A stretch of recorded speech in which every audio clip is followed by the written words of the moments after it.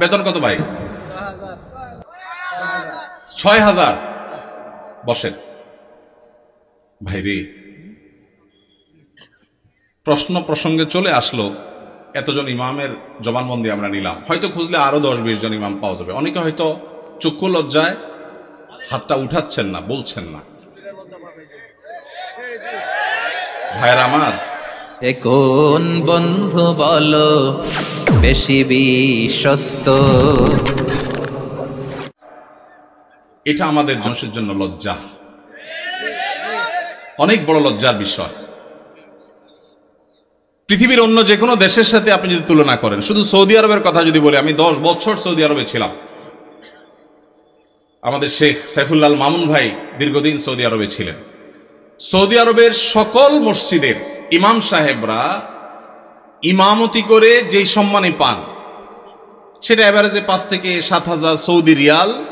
পাশাপাশি বাসা, বিশাল বড় বাংলো, সাধারণ বাসা না, বিরাট এরিয়া নিয়ে বাংলো। এইটা হলো তাদের এক্সট্রা ডিউটি, এক্সট্রা ইনকাম প্রত্যেক ইমাম সাহেবের।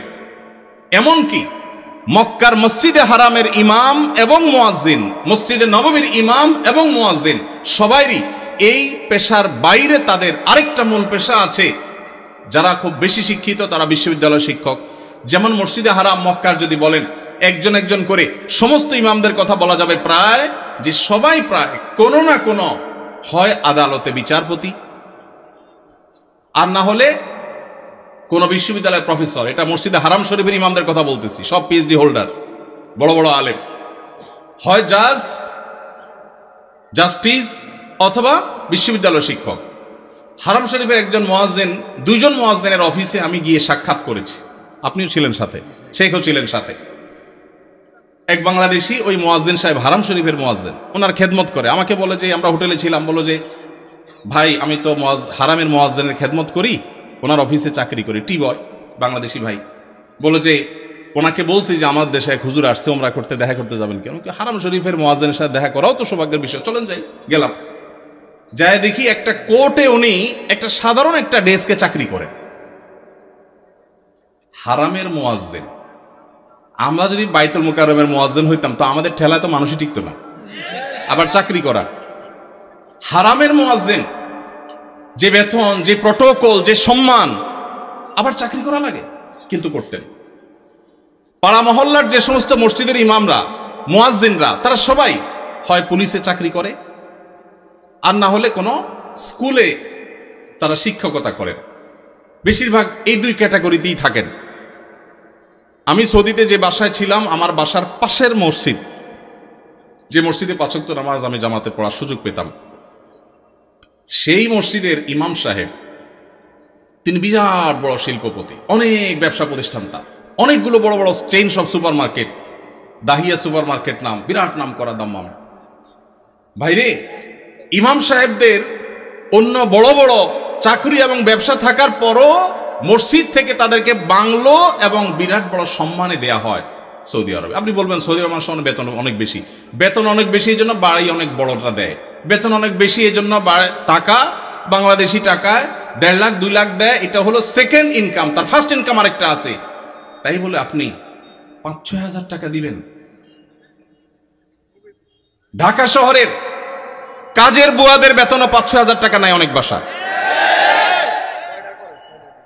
ঢাকা শহরের কাজের বুয়ারাও মাসে 10,000 15,000 টাকা কামাই করে। ঢাকা শহরে কোন দারোয়ানের বেতন 5,000-6,000 টাকা নাই, কোন পিয়নের বেতন 10,000 টাকার নিচে নাই। সেখানে কুমিল্লা শহরের কাছে, এটা সদর থানা এবং শহরের কাছে, এই জায়গায় 5-7 হাজার টাকা আজকালকার বাজারে চাউলের টাকা জোগাড় করাও তো কঠিন হয়ে যায়। এই ইমাম সাহেব আবার যখন কোন একটা কাজ করতে যাবেন ইমামতির পাশাপাশি, বলবে হুজুর আমাদের দুনিয়াদার হয়ে গেছে, হুজুরদের দুনিয়ার লোভে ধরছে। এক বেটা, তার মসজিদের মুসল্লিরা ইমাম সাহেবকে এরকম খোঁচাইত, বেতন দেওয়ার নাম নাই, ইমাম সাহেব আর কিছু করলে ডিস্টার্ব করত। তো ওই মসজিদে একজন ভালো মানুষ ছিল, উনি বললেন হুজুর আপনাকে আমি ওই যে মুসিরা যে জুতা পলিশ টলিশ করে ওইরকম একটা বাক্স কিনে দেব, সাথে রং টং যা লাগে ডাস্টার ব্রাশ এগুলো সব দিয়ে দিব।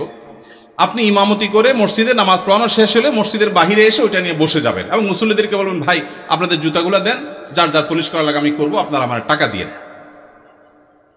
ইমাম সাহেব চোখ বড় বড় হয়ে গেছে, কি বলে রে বেটা?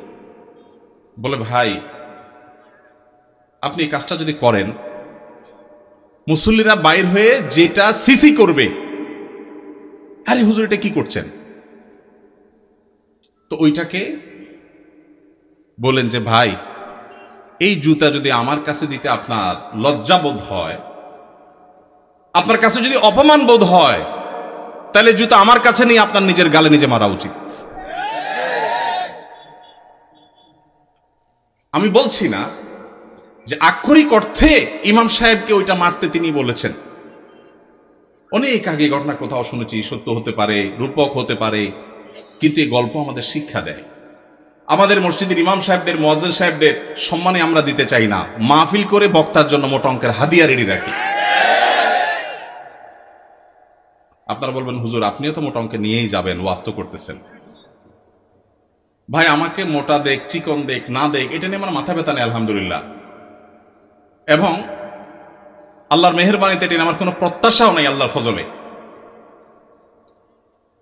কিন্তু মাহফিল আয়োজকদেরকে বলতে চাই, যারা মাহফিল আয়োজন করেন, লক্ষ লক্ষ টাকা যদি মাহফিল পিছনে খরচ করতে পারেন, ইমাম সাহেবদের বেতন কেন 15,000 20,000 টাকা হতে পারে না? এই দেশে বিভিন্ন শ্রেণী পেশার মানুষদের বেতনের সর্বনিম্ন স্কেল বা একটা স্কেল ঠিক করে দেওয়া হয়। আমি দাবি করতে চাই, আমাদের রাষ্ট্রের উচিত, রাষ্ট্র নিজে ইমাম সাহেবদেরকে মূল্যায়ন করতে না পারলেও মিনিমাম যেন তাদের একটা সমাজে সম্মানজনকভাবে চলতে পারে, সেজন্য তাদের একটা সম্মানজনক বেতনের স্কেল ঘোষণা করা হোক।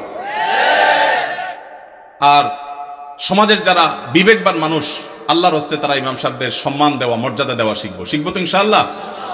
আপনারা এলাকার মানুষ যারা আছেন, প্রশ্ন প্রসঙ্গে হয়তো আপনাদের ইমাম সাহেবদের বেতনগুলো আমরা জানতে পারলাম, আপনারা মনে কষ্ট নেবেন না। আপনাদেরকে ছোট করা আমার উদ্দেশ্য না, আমার উদ্দেশ্য হলো আমাদের বিবেকগুলোকে জাগ্রত করা। কোনো মসজিদ কমিটির লোকজন যদি এখানে থাকেন, তাহলে আমি আপনাদেরকে বলবো, এমনকি মুসল্লি ভাইরা যারা আছেন তাদেরকে বলবো, মসজিদে গিয়ে এটা নিয়ে দাবি তুলবেন, ইমাম সাহেবের সম্মানজনক বেতন নিশ্চিত করতে হবে ইনশাআল্লাহ। কোনো মুসলমান সমাজে এটা হতে পারে না। সৌদি আরবের কথা আমি বলেছি, সৌদি আরবেরটা আমি কাছে থেকে দেখেছি, এই জন্য আমার মনে হয় না পৃথিবীর অন্য কোনো মুসলমান সমাজে মানুষের গড়ে একজন রিক্সাওয়ালাও 10,000-এর বেশি ইনকাম করে, সেই সমাজে ইমাম সাহেবের বেতন 4,000 5,000, এটা কোনোদিন গ্রহণযোগ্য হতে পারে না।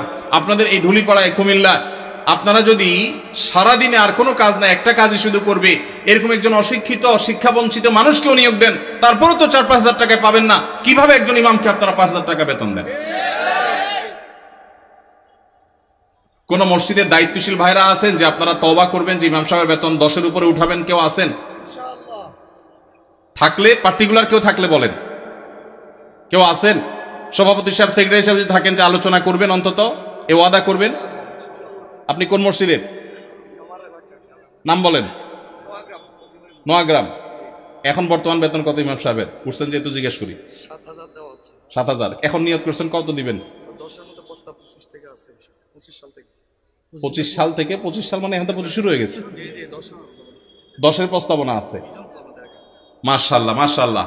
ভাইয়ের মসজিদ কোন এলাকা? নোয়াগ্রাম চৌধুরী বাড়ি। আপনি কি কমিটির? সেক্রেটারি। আমি খতিব ফ্রি পড়াই আর কি। ভাই কমিটি সেক্রেটারি, ওনার মসজিদের ইমাম সাহেবকে ওনারা এই মাস থেকে 10,000 টাকা দেওয়ার নিয়ত করেছেন, বলে আলহামদুলিল্লাহ। আমরা বলবো 10,000 নয়, যেহেতু এখন একবার বাড়াইছেন ভালো কথা, 6 মাস পরে বা 1 বছরের মাথায় 15,000 টাকা করবেন ইনশাআল্লাহ। যখন ওরা সেটারও নিয়ত করবেন। নোয়াগ্রামের ভাইরা আপনারা দেখে শুনে রাখেন, কিন্তু রাগ করেন নাই তো আবার? জাযাকাল্লাহ খাইর। আর কোন কমিটির ভাইরা আছেন যে নিয়ত করবেন, নিয়ত চেঞ্জ করবেন? বলেন দেখি, বলেন। আজকে ভিন্ন কালেকশন হোক, বহু কালেকশন হইতে করলাম। ভাই কোন মসজিদে বলেন? জি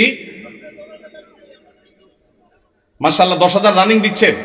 একটা ভালো উদাহরণ পাওয়া গেল, মাশাআল্লাহ মাশাআল্লাহ, ভালো উদাহরণ আছে। কোন এলাকার? আলমপুর।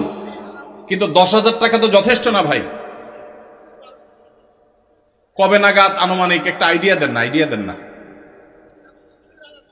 আলাপ করেই তো দিবেন, আপনি তো একা দিবেন না, অন্তত প্রস্তাবনা দিয়ে যে মাহফিল থেকে হুজুররা প্রস্তাবনা দিছে অন্তত 15,000 ভিতরে রাখেন, 12 থেকে 15 ভিতরে ইনশাল্লাহ। কবে নাগাদ আলোচনা সাপেক্ষে, ঠিক আছে। আপনি মসজিদ কমিটির কি সেক্রেটারি সাহেব, মাশাআল্লাহ, আল্লাহ সেক্রেটারি সাহেবকে তৌফিক দান করুন, বলুন আমিন। একটা ভালো দৃষ্টান্ত, ভাইরা 10,000 দিচ্ছেন মাশাআল্লাহ, কিন্তু 10,000 যথেষ্ট না ভাই, 10,000 যথেষ্ট হতে পারে না। আল্লাহ তাআলা আমাদেরকে উলামায়ে কেরামের, মসজিদের ইমাম সাহেবদের মূল্যায়ন করার তৌফিক নসিব করুন। আমি ভাই একাধিক মাহফিল এমন ঘটেছে যে মসজিদে গিয়ে ইমাম সাহেবদের বেতন কম, এটা ব্যক্তিগত আলোচনা জানতে পেরেছি। আমি আমার মতো করে কমিটির ভাইদেরকে দাওয়াত দিয়েছি এবং বোঝানোর চেষ্টা করেছি, আমরা মাহফিলের জন্য যদি লাখ লাখ খরচ করতে পারি, কেন ইমাম সাহেবদের দিতে পারবো না? আল্লাহ আমাদেরকে তৌফিক দান করুন।